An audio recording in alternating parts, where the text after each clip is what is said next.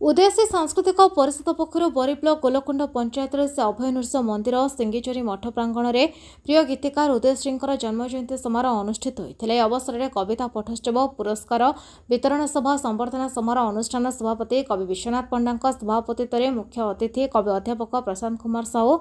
मुख्य वक्ता शिशु साहित्यक डॉक्टर राजकिशोर पाढ़ी सम्मानित अतिथि अवसरप्राप्त शिक्षक कवि महेश्वर जेना सामंत जोगदे प्रिय गीतिकार उदयश्री जड़े कवि गीतिकार बहुमुखी प्रतिभा थिबा प्रकाश कर लेखक शैली संपर्क में गुणगान करथिले। अनुष्ठान संपादक सुभाष चंद्र साहू वार्षिक विवरणी पाठ करथिबा बेले अनुष्ठान वरिष्ठ उपदेष्टा नारायण चंद्र दास अतिथि परिचय प्रदान करथिले। ए अवसर में कवि उद्देश्य एक कविता पाठ उत्सव शिशु साहित्यक अजय कुमार जेना संयोजन में अंचल कवि कवयित्री जोगदे निज निजर स्वलिखित कविता पाठ गान करथिले। स्थानीय अंचल छात्र छात्री मानक प्रबंध कविता उपरे भाग निथिबा कृति प्रतियोगी मानक अतिथि माने पुरस्कार सहित सर्टिफिकेट प्रदान करा जायथिला। अन्य मानक मध्य बरी अंचल सांबादिक विश्वभूषण जेना चिन्मय नायक प्रवचक कंठशिल्पी शिवप्रसाद दास संगीत निर्देशक निहारंजन पति विशिष्ट साहित्यिक डॉक्टर राजकिशोर पाढ़े लंगोली सुरक्षा मंच संपादक आलोक कुमार जेना सामंत को अतिथि माने मानपत्र उपढौकन पुष्पगछ दे संबर्धित करथिले। उपेन्द्र कुमार साहानी धन्यवाद देथिले। उक्त कार्यक्रम को उदयश्री सांस्कृतिक परिषद कर्मकर्ता मनोज कुमार जेना आनासाई लग्नचित उत्कल केशर जेना प्रमुख परिचालन में सहयोग करथिले।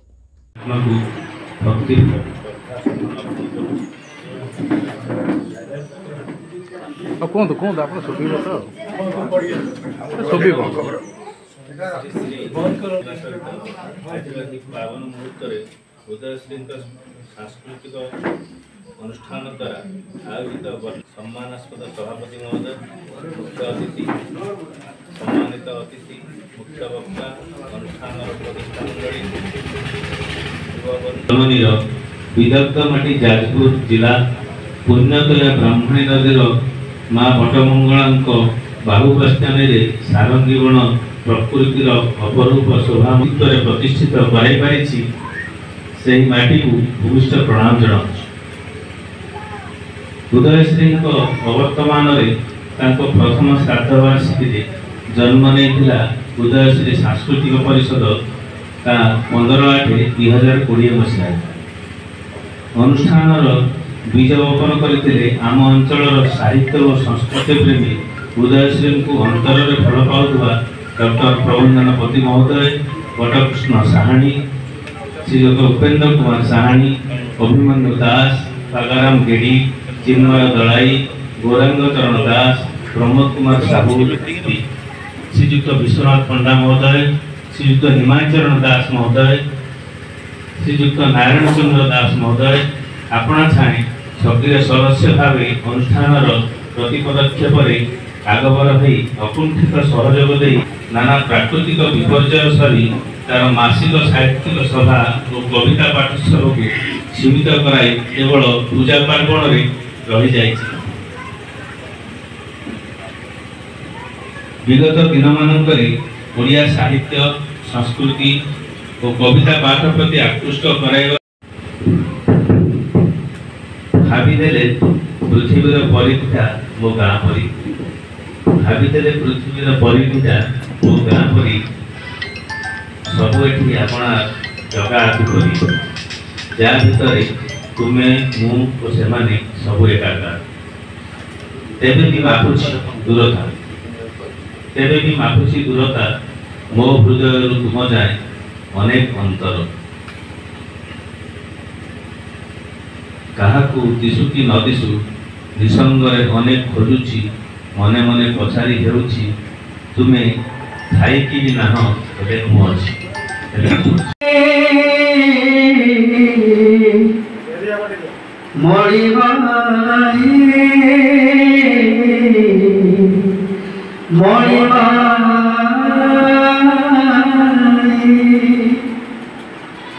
तुमी तो सब सुंदरी मणिमा तुमी तो रवणी चर तुमी तो सब सुंदरी मणिमा तुमी तो रवणी चर भूली गो प्रीति कला प्रजापति भूली गो प्रीति कला प्रजापति दयना किणीना मन तुमर দয়না কিনিলা মন তুমর তুমি তো শ্যাম সুন্দর হি মণিমা তুমি তো লবণী চর ସଜାଉଥିଲେ ବି ସେ ସଜାଉଥିଲେ ବି ସେ ବଣ ମଲ୍ଲି ହୋଇ ବଣରେ ଫୁଟିଲେ ସୁଗନ୍ଧ ଲୁଚିଲା ନାହିଁ ପ୍ରତିଭା ଗୁଣରେ ପ୍ରତିଭା ସମ୍ପନ୍ନ କାବ୍ୟିକ ଚାତୁରୀ ପାଇଁ ନୂଆ ଚେତନାର ନୂଆ ଜାଗରଣ ନୂଆ ଆହ୍ୱାନର ସ୍ୱର ନାଟ୍ୟ ନାଟକର ଆଡ଼କୁ ନ ଅଟକିବା ଯାଏ ଦୌଡ଼ୁଛି।